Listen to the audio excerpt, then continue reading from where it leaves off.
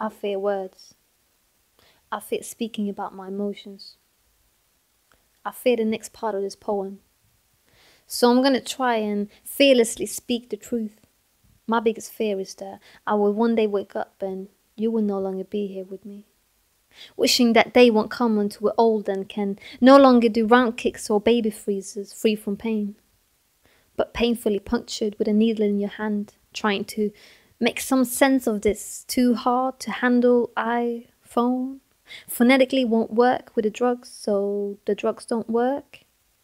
But they make us laugh, and I always use my sarcasm, or as a friend once said, continental humour, as a shield from what I really feel or really want to express. A depressingly decorated waiting room, hosting no hospitality apart from the man in the middle in the chair next to me, and the nurse we haven't met yet. I always experience something new when I'm with you. But now you're not with me, but luckily, lucidly dreaming, drifting in hospital bedding while I'm dreading my mind, drawing up every possible scenario that could go wrong. And I know what happens in those operation rooms. I have a friend studying to become a doctor. I want to think positive, but positive thoughts keep escaping my mind, mindfully running in every possible direction, and I'm stuck. Stuck to this fake leather sofa my sleepy face has face planted into, planting an awfully asymmetric pattern on my left cheek, while your weak body is undergoing surgery. My urgency to sleep has deepened and been disregarded and postponed, because all I really want to do is hold your hand and tell you you'll be fine. Knowing that it's not possible, I instantly clutch my iPod, squeezing it so hard my hand goes numb. Killing any sound trying to escape through the cracks, tracking every person walking past, thinking, how long is this operation gonna last? So I pass time with fast rhymes until it's past time and everyone else has already left, letting us know we can now see you. You see, this is what we've been waiting for over 10 hours, overwhelmed by the mini you, or is it maybe me being overdramatic? Automatic instinct inside, scream in silence. Tell me how you feel. Instead, I just stare at you. You, too weak to speak, too doped up to stay quiet, painfully smiling. I never told anyone. That moment scared me. If there was a moment I wanted to cry, it was then.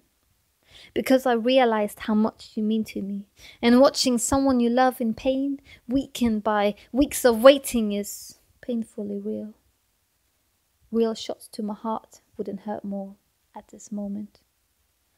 But taxi rides would, for you.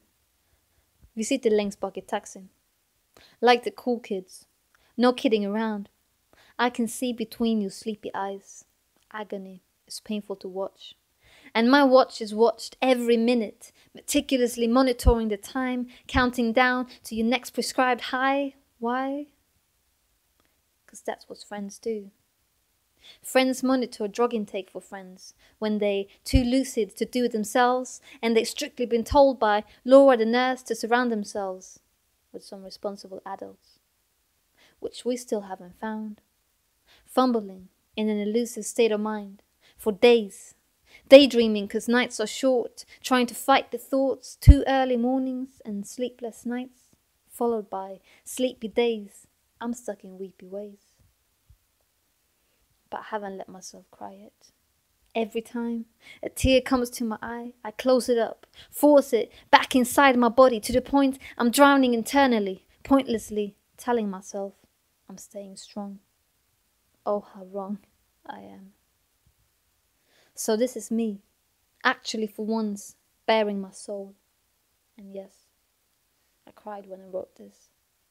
To the point I could no longer see the screen. So I wiped my eyes clean. Clearly, I'll write these last words. I love you more than words can scream. Dreams couldn't describe a better friend. Then I seem to redeem my thoughts on paper. Never.